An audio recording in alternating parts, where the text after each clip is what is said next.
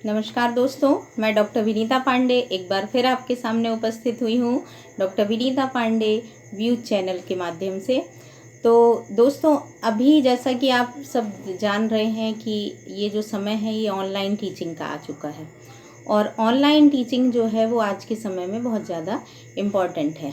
अब आप देखिए कि जो बच्चे कॉम्पिटिटिव एग्ज़ाम्स की तैयारी कर रहे हैं या जो सिंपल ग्रेजुएशन कर रहे हैं या बीएड कर रहे हैं, डीएलएड कर रहे हैं, बीए बीएड कर रहे हैं, एमए हिंदी कर रहे हैं, बीए में भी आपका एक फाउंडेशन कोर्स होता ही है।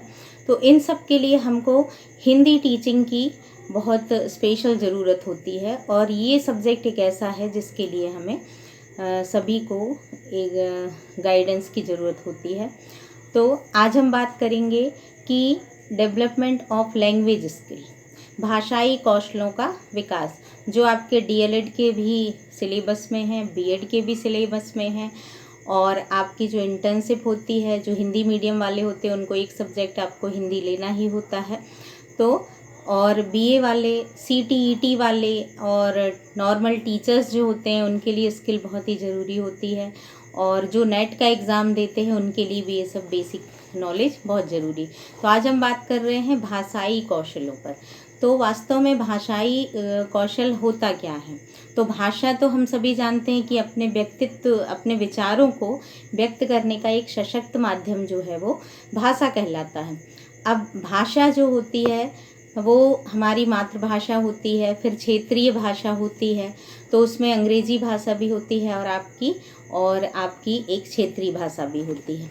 तो इस तरह की भाषाएं जो होती हैं वो हमारे विचारों को अभिव्यक्त करती हैं और इन्हीं के माध्यम से हम शिक्षा प्राप्त करते हैं। अब जब हम समाज में आते हैं तो हमें भाषा को सीखने और व्यक्त करने के लिए किसी माध्यम की ज़रूरत होती है और वही माध्यम जो होता है वो आपका कौशल के रूप में जाना जाता है। जैसे यदि हम भाषाई कौशलों की बात करते हैं तो यहाँ पर हमारे 4 मुख्य प्रकार के कौशल होते हैं। जो आपका एक होता है आपका सुनना या श्रवण कौशल, दूसरा कौशल आपका होता है बोलना या वाचन, तीसरा आपका पठन कौशल और चौथा आपका लेखन कौशल। तो सुनना या श्रवण कौशल क्या है? आप देखते होंगे कि छोटे बच्चों को हम सबसे पहले जब नर्सरी केजी 1 केजी 2 में जब इन कक्षाओं में हम भेजते हैं तो हम इनके माध्यम से इनकी पढ़ाई जो है वो नॉर्मली बोल करके कोई भी चीज़ हम रिपीट करते हैं और उसके बाद उनको सिखाते हैं। बड़ी कक्षाओं में भी आपने देखा होगा कि लेक्चर मेथड होती है जो वो आपके सुनने के कौशल का विकास कहलाती है। आपने देखा होगा म्यूज़िक सुनते हैं, मंत्र सुनते हैं और उसको हम पिकअप करते हैं, सीखते हैं, फिर उसको हम व्यक्त जब करते हैं तब वो हमारा बोलना या वाचन कौशल कहलाता है। अब वाचन कौशल में भी कई प्रकार के कौशल होते हैं जो अभी बताना संभव नहीं है क्योंकि अभी हम विषय से भटक जाएंगे। तो वाचन कौशल में व्यक्ति अपनी बात को बोलता है।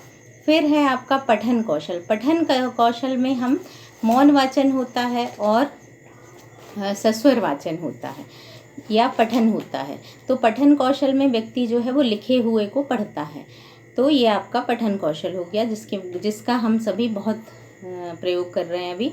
इसके बाद आता है आपका लेखन कौशल। तो लेखन कौशल के माध्यम से हम अपनी बात को लिखते हैं, जो हमने पढ़ा, जो हमने सुना, जो हमने देखा, बोल कर सीखा, उसको हम बोलते तो हैं लेकिन वर्तमान में परीक्षाओं का जो स्वरूप है उसमें लेखन कौशल के बिना कुछ भी संभव नहीं है। तो हमें इसलिए ये लेखन कौशल का प्रयोग करना ही होता है। तो ये थे हमारे 4 मुख्य कौशल।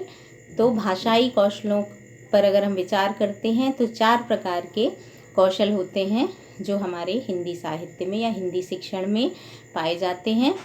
तो आज के लिए बस इतना ही। अब यदि आपको मेरा ये वीडियो पसंद आया हो और आपको लग रहा हो कि हमें और नई चीज़ें सीखनी हैं तो इसके बाद इस चैनल को आप लाइक कीजिए, सब्सक्राइब कीजिए और शेयर कीजिए। धन्यवाद।